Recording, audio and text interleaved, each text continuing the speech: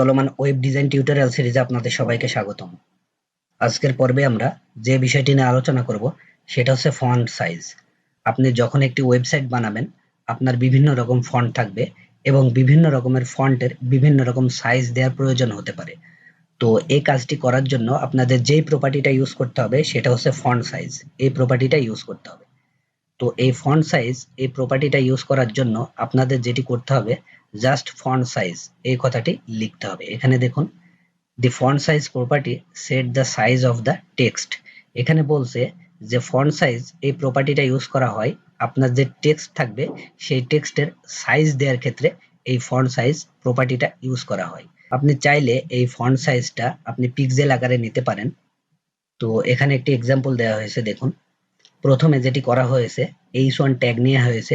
h1 ট্যাগের মধ্যে যেটি করা হয়েছে, ফন্ট সাইজ এই প্রপার্টিটা ইউজ করা হয়েছে এবং এর ভ্যালু বলে দেওয়া হয়েছে 40 পিক্সেল। তারপরে যেটি করা হয়েছে, h2 ট্যাগ নেওয়া হয়েছে, তারপরে এর সাইজটা বলে দেওয়া হয়েছে 30 পিক্সেল। তারপরে p ট্যাগ নেওয়া হয়েছে, p ট্যাগ নিয়ে এর ফন্ট সাইজটা বলে দেওয়া হয়েছে 14 পিক্সেল। তো আপনি যদি চান যে না, আমরা পিক্সেলে নিব না, আপনি em আকারেও নিতে পারেন। এখানে দেখুন যেটি বলছে 1 em is equal to current font size. The default text size is browser 16 pixel. So the default size of 1 em is 16 pixel. এখানে বলছে যে 1 em সমান 16 পিক্সেল। আপনি যদি পিক্সেলে নেন তাহলে আপনি 16 পিক্সেলে যেটি হবে, আপনি জাস্ট 1 em লিখে দিলেই সেটি হয়ে যাবে, যদি আপনি em আকারে নিয়ে থাকেন। এখানে সেই বিষয়টাই বলছে। এখানে ফন্ট সাইজ 2.5 em দেয়া হয়েছে। তারপরে এখানে দেখুন, আমরা যেহেতু h1 ট্যাগটাকে ফন্ট সাইজ দিয়েছিলাম 40 পিক্সেল, এখানে যেটি করা হয়েছে, যেহেতু 1 em সমান 16 পিক্সেল, তাই এখানে 40 কে 16 দ্বারা ভাগ করা হয়েছে। সেম ভাবে এখানে সেটি করা হয়েছে। এখন আমরা যেটি করব, আমাদের কোডে চলে যাব। কোডে গিয়ে আমরা এই প্রপার্টিটার ব্যবহার দেখব। তো আমরা এখন যেটি করব, আমরা h1 ট্যাগ নিব প্রথমে আমাদের উদাহরণ অনুযায়ী। তারপরে আমরা যেটি করব, দিস ইজ h1 ট্যাগ, আমরা এই টেক্সটটা লিখে দিলাম। তারপরে আমরা যেটি করব, আরো একটি ট্যাগ নিব h2 ট্যাগ, এর মধ্যে আমরা লিখে দেব দিস ইজ h2 ট্যাগ। তারপরে আমরা যেটি করব, p ট্যাগ নিব,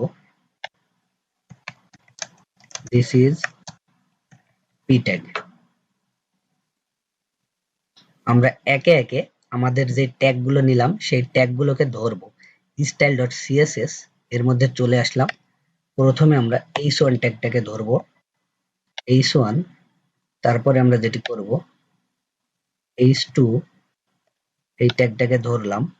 তারপরে আমরা যেটি করব, p ট্যাগটাকে ধরলাম। আমাদের উদাহরণ অনুযায়ী আমরা যেটি করছি, এখানে দেখুন ফন্ট সাইজ এই প্রপার্টিটা ইউজ করছি। ইউজ করে আমরা এর ফন্টটা বলে দিয়েছি, অর্থাৎ এর সাইজটা বলে দিয়েছি 40 পিক্সেল। h1 ট্যাগের জন্য আমরা এর সাইজটা বলে দিয়েছি 40 পিক্সেল। তো আমরা যেটি করব, আগে আমাদের ব্রাউজারটাকে রিফ্রেশ করব। রিফ্রেশ করলাম, এটা দেখুন ডিফল্ট ভাবে এভাবে শো করছে।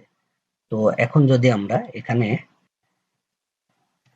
ফন্ট সাইজ 40 পিক্সেল, ব্রাউজারটাকে আমরা এখন রিফ্রেশ করব।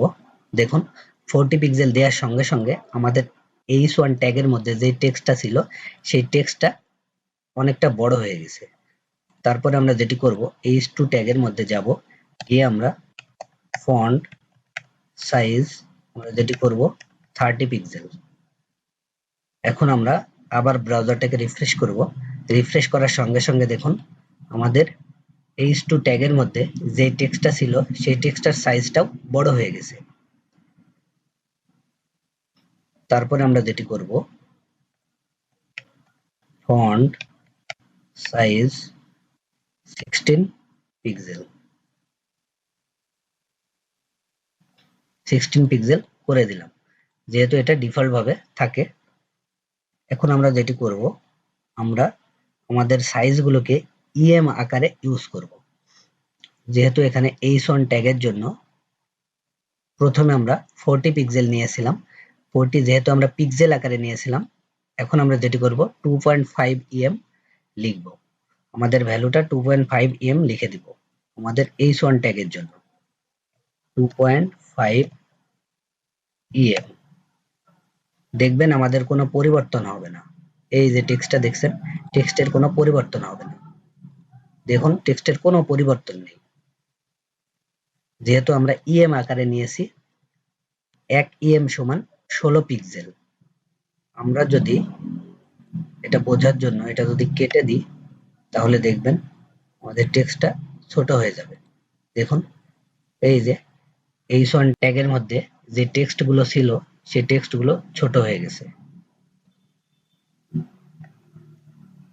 তো এক্ষেত্রে আমরা h2 ট্যাগের জন্য যতটুকু em ইউজ করেছি,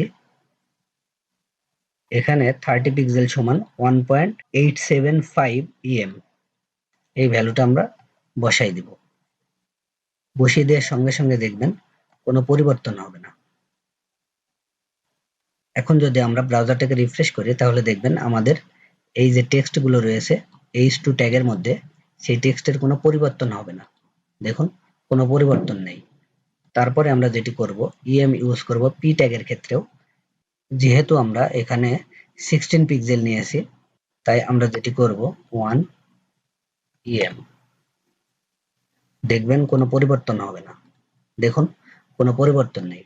তো আপনাদের যদি কখনো কোনো টেক্সটের সাইজের দরকার হয়, তাহলে আপনারা ফন্ট সাইজ এই প্রপার্টিটা ইউজ করবেন। তো এখন আমরা যেটি করব, আমাদের ভিডিওটাকে সামারাইজ করব আপনাদের বোঝার সুবিধার্থে। প্রথমে আমরা যেটি করেছি, index.html এর মধ্যে আমরা h1 ট্যাগ নিয়েছি। h1 ট্যাগের মধ্যে আমরা কিছু টেক্সট লিখে দিয়েছি। তারপরে আমরা যেটি করেছি, h2 ট্যাগ নিয়েছি, সেম ভাবে h2 ট্যাগের মধ্যেও আমরা কিছু টেক্সট লিখে দিয়েছি। তারপরে আমরা যেটি করেছি, p ট্যাগ নিয়েছি, p ট্যাগের মধ্যেও আমরা কিছু টেক্সট লিখে দিয়েছি। তারপরে আমরা যেটি করেছি, একে একে h1, h2 এবং p এই ট্যাগগুলোকে ধরেছি। ধরার পরে আমরা যেটি করেছি, ফন্ট সাইজ এই প্রপার্টিটা ইউজ করেছি। ইউজ করার পরে আমরা আমাদের সাইজ অনুযায়ী আমরা পিক্সেল আকারে বলে দিয়েছি। তারপরে আমরা যেটি করেছি, যেহেতু আমরা em আকারে নিয়েছি, তাই আমরা এর ভ্যালুগুলো রিপ্লেস করে em আকারে করে দিয়েছি। তো ঠিক আছে, আজকের ভিডিও এ পর্যন্তই। সবাই ভালো থাকবেন। ধন্যবাদ।